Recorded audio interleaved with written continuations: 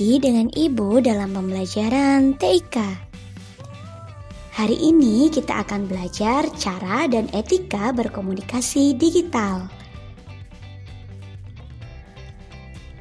Kita langsung saja ya. Setiap hari pastinya kalian melakukan komunikasi, bukan? Nah, apa itu komunikasi? Komunikasi adalah kegiatan pengiriman dan penerimaan pesan. Dengan komunikasi, kita dapat saling mengirim informasi. Nah, mengirim informasi juga dapat dilakukan melalui internet. Kegiatan komunikasi melalui internet disebut komunikasi digital. Salah satu cara untuk berkomunikasi digital adalah melalui email atau electronic mail. Dalam bahasa Indonesia, email disebut sebagai surat elektronik atau surel. Email atau surel adalah sarana untuk berkirim surat melalui media internet. Apa saja yang terdapat pada email? Yang pertama ada alamat email. Ketika kalian mengirim surat, kita harus menyertakan nama dan alamat penerima surat. Jika tidak, Pak Pos pasti akan kesulitan menyampaikan surat kalian. Nah, demikian juga halnya dengan mengirim email. Ketika mengirim email, kalian juga harus menuliskan alamat email orang yang dituju. Perhatikan contoh alamat email berikut ya. dewi@gmail.com. Pada alamat email tersebut, Dewi adalah nama pengguna atau username. Sedangkan gmail.com adalah nama penyedia email atau kamu dapat mengibaratkannya sebagai alamat si penerima surat.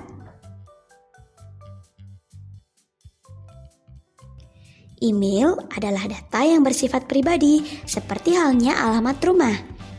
Jadi diusahakan beritahu alamat email kalian hanya kepada anggota keluarga atau kawan yang kalian kenal. Yang kedua, menggunakan email. Di dalam sebuah email terdapat bagian-bagian tertentu yang perlu diisi ketika ingin berkirim surat. Berikut adalah tampilan dari salah satu layanan email gratis, yaitu Gmail.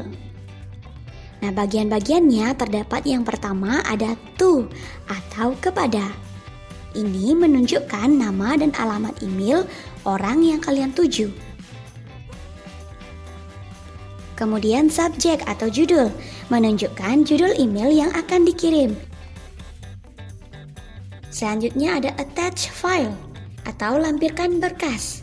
Digunakan untuk menambahkan berkas yang ingin dilampirkan di dalam surat. Nah, misalnya kalian mempunyai dokumen foto atau gambar, kemudian video, audio atau rekaman suara dan lain-lain yang ingin kalian kirimkan, kalian masukkan pada attach file. Lalu ada carbon copy atau CC. Digunakan untuk mengirim email yang sama ke beberapa orang. Nah, semisalnya kalian mempunyai surel yang sama atau email yang sama, kalian ingin kirimkan ke beberapa orang, kalian bisa menggunakan carbon copy. Selanjutnya ada blind carbon copy atau BCC, digunakan untuk mengirim email yang sama ke beberapa orang, tetapi para penerima tidak akan melihat alamat email satu sama lain di dalamnya. Terakhir ada send atau kirim, adalah perintah untuk mengirim email. Ketika kalian sudah selesai membuat surat elektronik atau email, kemudian kalian akan mengirimkan kepada alamat email yang dituju, kalian klik send. Itu dia bagian-bagian email ya. Kemudian kita lanjutkan, ada etika berkomunikasi digital. Meliputi yang pertama ada hindari huruf kapital yang berlebihan. Contoh penggunaan huruf kapital berlebihan adalah menulis seluruh kata dengan huruf kapital.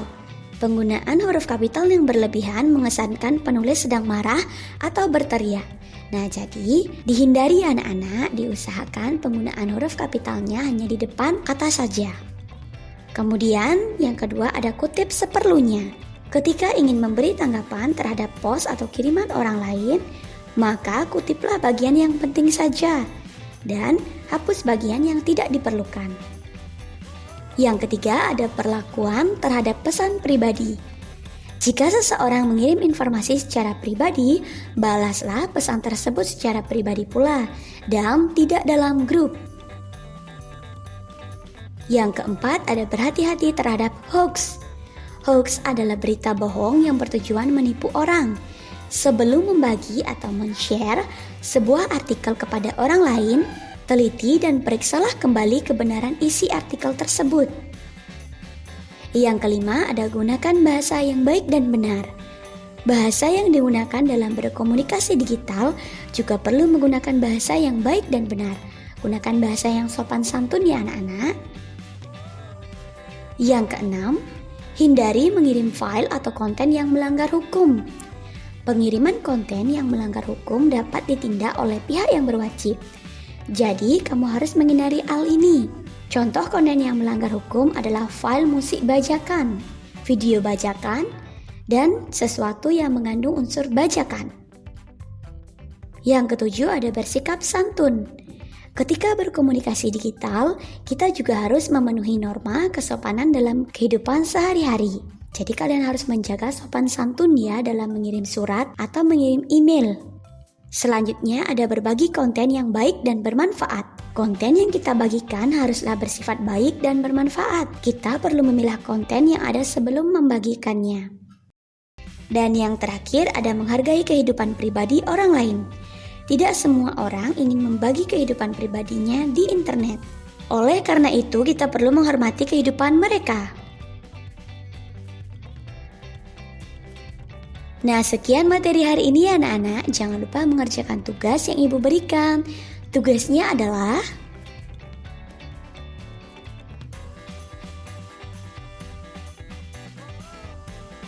sampai jumpa di pertemuan berikutnya.